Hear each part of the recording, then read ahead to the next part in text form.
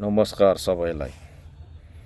म एउटा चालकको हैसियतले र अहिले आएको यो जरिवानाको कुरा उठाउँदैछु। म तपाईहरुलाई कति चित्त बुझ्छ बुझ्दैन त्यो चाहिँ कमेन्ट गर्नु होला। अहिले जति पनि यो नेपाल सरकार राष्ट्रपति सरकारले निकालेको छ नि, यो 10,000 20,000 30,000 50,000 फाइन, यो चाहिँ नेपाली चालकको हैसियतमा मान्य हुने छैन र नेपाली चालकले तिर्न सक्ने हैसियतको जरिवाना पनि होइन।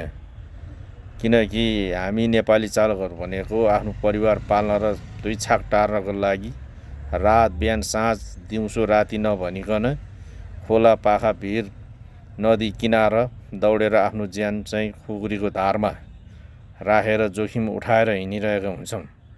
उसैमाथि राज्यले यो चाहिँ अलिकति अभद्र व्यवहार गरे जस्तो लाग्छ मलाई चाहिँ। अब अरूलाई कस्तो लाग्छ थाहा छैन हैन। हिजोको दिन पनि पुरानो सरकारले चाहिँ चालक मजदुरलाई चाहिँ यातायात मजदुरहरूलाई चाहिँ अलिकति बढी नै अभद्र व्यवहार गरेको भएर नै यो भदौको 23 र 24 मा चाहिँ समर्थन बढी, यो आन्दोलनमा समर्थन बढी चाहिँ यातायात मजदुरले नै बढी संलग्नता देखाएको जस्तो लाग्छ मलाई, समर्थन देखाएको हैन। त्यो भएर चाहिँ सफल पनि भयो र अहिले राष्ट्रपति सरकार बन्न पनि सफल भयो। यसको लागि हार्दिक बधाई पनि दिन चाहन्छु।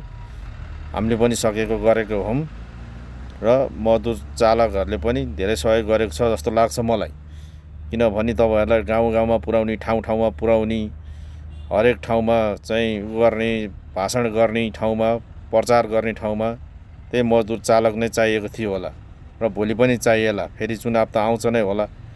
त्यसको लागि पनि यो यातायात मजदुरहरूलाई चाहिँ अलिकति हेला नगरियोस्। यो मजदुरहरू पनि, यातायात मजदुर चालकहरू पनि सरकारको, नेपालको एउटा चौथो अङ्ग हो भनिन्छ, बुझिन्छ।